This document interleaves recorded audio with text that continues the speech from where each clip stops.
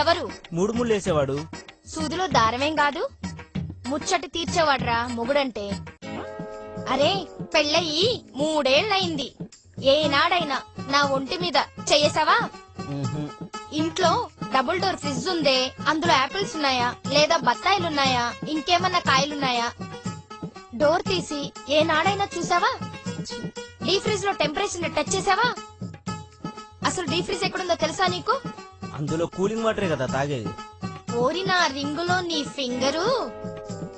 D fridge అంటే అది కాదురా, అది కాదురా, అది కాదురా, అది కాదురా. అలా అస్తమాను కొట్టకే నొప్పుడుతుంది. చెప్పాల్సింది డైరెక్ట్ గా చెప్పొచ్చుగా.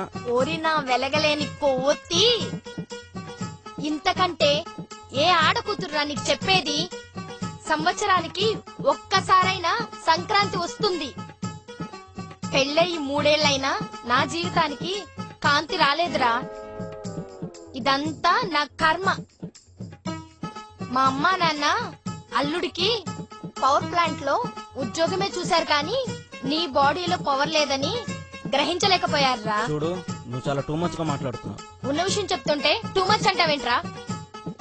ఒరే స్వాతి ముత్యం, అన్ని థియేటర్లలో రోజుకి 4 షోలు పడుతుంటే ఈ థియేటర్ ఓపెన్ అయ్యి 3 ఏళ్లయింది, ఏనాడైనా ఒక్క షో వేసావంట్రా? సీట్లు సిరిగిపోతున్నాయి, ఇక్కడ గోడలకి బూజు పడుతుంది, చివరికి తెర కూడా బద్దలవుతుందిరా.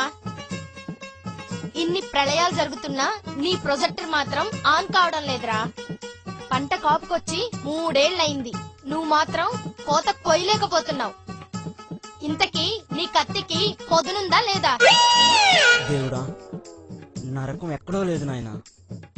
ఇల్లా నోరు తెరిస్తే నేరుగా కనబడుతుంది. ఏంట్రా ఆలోచిస్తున్నావు? అలా గట్టిగా అరవకే, ఇరుగు పురుగు వాళ్ళింటే నా పరువు పోతుంది. నీ మొహానికి పరువు ఒకటే తక్కువరా. నీకు విషయం తక్కువ, వినయం ఎక్కువరా సాలే. నువ్వు నన్ను రెచ్చగొట్టకు. రెచ్చిపోతే ఏం చేస్తావరా?